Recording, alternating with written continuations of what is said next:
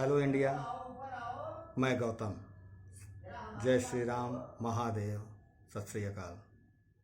आज आपको फिर से मैं आपको एक ऐसी सत्य घटना सुनाने जा रहा हूँ जो फिल्मों से प्रेरित होकर फिल्म भी उसमें कहीं न कहीं से प्रेरणा देती है। और एक औरत की बेवफाई। एक घटना है चंद्रवीर का। एक नोएडा के पास, गाजियाबाद के पास 4 साल पहले एफआईआर की जाती है। पुलिस उसमें खोजबीन करती है, चारों तरफ अपना मुखबिरों से सब कुछ से पता करती है, लेकिन जब कुछ नहीं मिलता है तो उसने फाइनल रिपोर्ट लगा के रख देती है कि भाई ये केस सॉल्व नहीं हुआ। 4 साल जब बीत जाता है, उसी समय एसपी आते हैं, एक नए एसपी आते हैं, मुनिराज। 2022 में मुनिराज आते हैं। 2018 की ये एफआईआर होती है। 2022 में मुनिराज एसएसपी होके आते हैं। उन्होंने आते ही कहता है जो जो केस सॉल्व नहीं हुआ है वो सब मेरे सामने लाया जाए। वो सब आया, उसमें ये भी आया है। उसमें एफआईआर में लिखी है एक चंद्रवीर नामक आदमी है, उसकी पत्नी और उसने और उसके भाई ने एक कंप्लेन की थी। ये था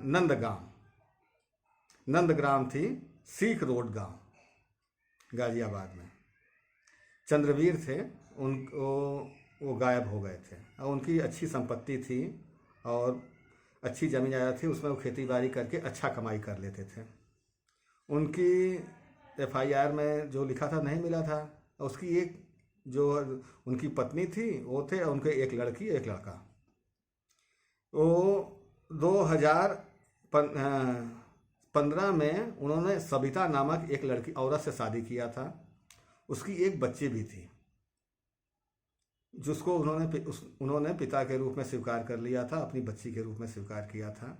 उसके पहले उनकी पत्नी मर चुकी थी, इसलिए वो बेचारे थोड़ा परेशान थे। और सब लोग कहे कि शादी कर लो, शादी कर लो, शादी कर लो, तो शादी कर लिए सविता से। उसकी एक बच्ची भी थी, तो उनको अच्छा लगा कि भाई ये उनके लायक लगी, शादी हो गई। 2015 में शादी हुई, तो उसके बाद एक लड़का भी हुआ उनको उसी सविता से। 2018 आते आते उन लोगों में लड़ाई बहुत ज़्यादा होने लगी। बहुत ज़्यादा इस तरीके का खटपट होती थी, बहुत ज़्यादा घर में कलेश होता था। 2018 में एक सविता आके एफआईआर करती है कि मेरा पति चंद्रवीर जो थे वो गायब हो गए हैं, उनको खोजा जाए। पुलिस वही एफआईआर हुई थी।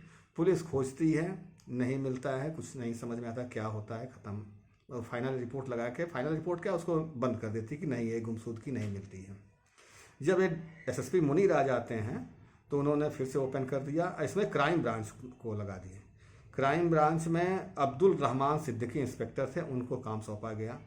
अब्दुल रहमान सिद्दीकी ने जब आया उनके पास तो वो खोजने, भाई अब तफ्तीश करने जाएंगे, तो उन्हें कुछ समय पूछताछ किए, लोगों से पूछे। और हर जगह एक बात आती थी कि एक अरुण नाम का आदमी है, उनका पड़ोसी, वो मतलब कि कहीं कुछ लोग शिकायत करते कि भाई उसकी औरत से उसका संबंध है। तो भाई पुलिस वालों ने भाई अरुण को बुलाया। और उस समय पहले बार भी अरुण को बुलाया गया था, जब एफआईआर हुई थी तो बुलाया गया था, तो उसने पूरा अपना बताया था। पुलिस को उस पर शक नहीं हुई थी, छोड़ दिया गया था, कुछ नहीं हुआ। इस बार फिर लोग बताया तो फिर इनका सिद्दीकी साहब का फिर से माथा ठनका। उन्होंने फिर से अरुण को बुलाया, पूछताछ की, लेकिन कुछ उनको लगा नहीं, फिर छोड़ दिए। भाई क्या करें। आखिरकार पुलिस भी बहुत ज़्यादा खोजी, इधर मतलब सब जगह जो भी उनको तफ्तीश करने के सुराग मिला, सब जगह वो हाथ पैर मारी, लेकिन लगा कि अब कुछ नहीं होने वाला है। वो बंद ही करने वाले थे। भाई कुछ समझ में नहीं आता क्या होगा। और इस 4 साल में जो सविता की पहले पति से बच्ची थी, वो 16 साल की हो गई थी, ब्यूटी पार्लर में काम करती थी।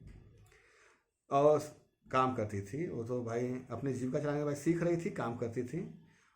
उसी समय सिद्दीकी साहब को क्राइम ब्रांच में एक फ़ोन आता है कि आप साहब अरुण लाल से आप जाइए और उसकी लाश, चंद्रवीर की लाश जो बगल में अरुण है उसके उसी के पास मिलेगी आपको। वो अपने घर में मार के दफन कर दिया है। अब तो पुलिस के कान खड़े हो गए कि अब तो कुछ न कुछ तो करना ही पड़ेगा। वहाँ पहुँची पुलिस, अरुण को पकड़ी और पूरा जिस जगह पे वो फ़ोन द्वारा उसको सूचना मिली थी पुलिस को, वहाँ खुदाई की। वहाँ से 4 साल बीत गया था, नरकंकाल मिला, एक कड़ा मिला। कड़ा तो नहीं मिला, हाँ कड़ा नहीं मिला, कड़ा का पहना है, वो कहानी दूसरी है, उसके बारे में बताऊंगा अभी थोड़ी देर में।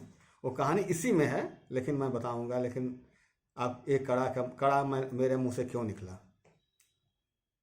उसको निकाला गया। उसके बाद पुलिस सविता को अरुण को पकड़ के लाई और उससे पूछताछ शुरू की। उसके बाद जो कहानी निकल के सामने आई वो ये थी कि जब शादी होके आया तो बगल में पड़ोस में ही अरुण रहता था और उससे इसका भाई लगता था चंद्रवीर का, तो भाभी का रिश्ता था, तो हंसी मजाक भी होने लगा। हंसी मजाक जब होने लगा तो भाई कुछ नज़दीकियाँ भी बढ़ गई। तो 2017 में एक बार चंद्रवीर जो था इन दोनों को आपत्तिजनक स्थिति में पकड़ लिया था। अजब तो भाई उसके बाद बहुत डांटा और उसके बाद उसको भी भगा के हमारे घर कभी आना मत, और इस तरीके की बात करके हट गया था।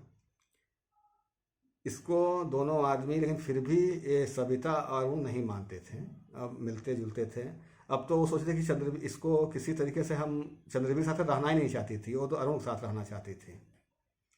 लेकिन अब रहेगी कैसे, बीच का कांटा था चंद्रवीर, तो इसको रास्ते से हटाने की बात सोचे लोग। अब वो कहे कैसे हटाया जाएगा, उसके लिए पूरी प्लानिंग बनाई गई। 28 सितंबर 2018 को चंद्रवीर शराब वराब पी के आया और अपने पलंग पे लेट गया, खटिया पे लेट गया और लेटा हुआ था। तभी वो जब समय बीत गई तो थोड़ा रात हुआ तो उसने अरुण को बुलाया। अरुण एक पिस्टल लेके आया और एक सोचिए, एक पत्नी, एक महिला, उसके सर के नीचे एक बाल्टी लगा दी, एक बड़ी सी बाल्टी लगा दी। और वो जब सो गया तो उसी के सर पे रख के गोली वो अरुण ने मार दिया। और उसका बाल्टी से लगाई कि पूरा खून उस बाल्टी में गिरता रहा, गिर जाएगा। 1 घंटा तक उसकी लाश उसी जगह छोड़ दिए। गोली मारने के बाद उसकी पूरी खून उसमें चली गई। अरुण ने अपने कंधे पे इसको उठाया, अपने घर ले गया। पहले से ही वो प्लानिंग बना के गड्ढा खोदा हुआ था, 6 फीट गड्ढा खोदा था नीचे गहरा, उसी में डाल के उसको पूरा एकदम बरपट कर दिया, मतलब एकदम प्लास्टर वस्टर करके एकदम फिट फाट कर दिया, पता नहीं चला। उसके बाद अपने घर आ गए, अपने घर सुबह जाके वो एक जो सविता थी FIR कराती है, पुलिस खोजती है, नहीं मिलता है। अब तो लाश मिल गई, हो गया, इनको गिरफ्तार करके ले आया, गिरफ्तारी भी हो गई। एक जब वो जो मैं कड़ा कहा था, कड़ा के बारे में आपसे बताऊं, वो हाथ में एक कड़ा पहनता था चांदी का, चंद्रवीर जो था। तो जब लाश गड्ढे में डालने गया तो अरुण ने वो कड़ा देखा तो उसको निकालना चाहा, नहीं निकल रहा था, तो कुल्हाड़ी से उसका हाथ काट के उसका कड़ा निकाल लिया, फिर वो हाथ को भी डाल दिया, सब डाल दिया था। इतना नृशंस इस तरीके से किए थे। और एक चीज़ जो है, आप वो फ़ोन कहाँ से गया, ये चीज़ बड़ी विशेष बात थी कि वो फ़ोन किसने किया। ये जो सविता की लड़की थी ब्यूटी पार्लर में, वो एक उसका बॉयफ्रेंड था एक, वो दोनों शादी करना चाहते थे। तो जब भी वो कहती अपनी माँ से कही कि भाई हम शादी करना चाहते हैं, तो उसने उनको मना करे, नहीं शादी नहीं हो सकती। वो अरुण के किसी रिश्तेदार से उसकी शादी कराना चाहते थे। तो ये लड़की के मन में आया कि अगर मैं वो हत्या के बारे में बता दूंगी, उससे पुलिस को बता दूंगी, तो ये माँ भी चली जाएगी जेल, अरुण भी चला जाएगा जेल, तो मेरा रास्ता साफ हो जाएगा, और उसके बाद मैं शादी कर लूँगी। ये समझिए कि उसको मतलब इस वजह से उसके बॉयफ्रेंड ने उसको फ़ोन किया था पुलिस को कि ऐसी का वो डरती थी। उसने बताया था कि भाई ऐसे पुलिस हमसे भी पूछताछ की है, कहीं सिद्दीकी साहब इससे लड़की से भी पूछताछ किए थे, तो वो डर गई थी। तो कहीं जो बात है सही उस बता दो हमें। तो उसने बताया, तो फिर वो पुलिस को बता दिया कि भाई उसका रास्ता साफ हो गया। एक चीज़ जब उससे पूछा गया कि तुम ऐसा क्यों किए, तुमने अपने घर में, उसके बाद वो क्या पूरा घर 2 मंजिल का बना दिया, और जिस जगह वो गाड़ा था चंद्रवीर को, उसी पे अपना बेडरूम बनाया था, उसी में सोता था रोज। सोचिए इतना दुस्साहस। उसी की लाश नीचे गड़ी है, उसी के ऊपर कमरा बनाया था, 2 मंजिल का मकान बनाया था, उसी पे सोता था वो। और उससे पूछा गया कि तुम ऐसा क्यों किए। पुलिस ने पूछा था हम अभी फिल्म देखे थे एक फिल्म में वो आदमी को मार के जो बनता हुआ पुलिस स्टेशन बन रहा था उसी में गाड़ दिया था। वही सोचे कि अपने घर में गाड़ देंगे, इस तरीके से कर देंगे तो पुलिस कभी हमें खोज ही नहीं पाएगी, लाश मिलेगा नहीं, खोज नहीं पाएगी, इस तरीके से होता है। तो कहीं कहीं फिल्म भी बहुत लोगों को मार्गदर्शन करती है, अपराधियों को। अच्छी चीज़ नहीं सीखेंगे, फिल्म ऐसी नहीं कि सब बुरा ही चीज़ देती है आपको, अच्छी भी चीज़ सीख देती है, उसको भी सीखिए। उसको तो आप ग्रहण नहीं करेंगे। करेंगे क्या? जो अपराध होता है या गंदी हरकतें होती हैं या जो उसके लिबास में होता है, लोग कहते हैं कि ऐसा कपड़ा क्यों? ऐसा कपड़ा भाई एक मर्यादा है, पश्चिमी संस्कृति अपनाइए, लेकिन इतना ना उसमें हो जाइए कि सभी मर्यादाएं ख़त्म हो जाए। मैं इस वीडियो बनाता हूँ, कैसे बोलूँ आप खुद समझिए कि ऐसा ना हो कि भाई एक मर्यादा अच्छा ना लगे, एक सीमा होती है। ठीक है, आप मेरे कहानी और मेरे अच्छा लगता हो तो आप उसको लाइक, सब्सक्राइब और बेल आइकन भी बजा दें, दबा दें। धन्यवाद। महादेव।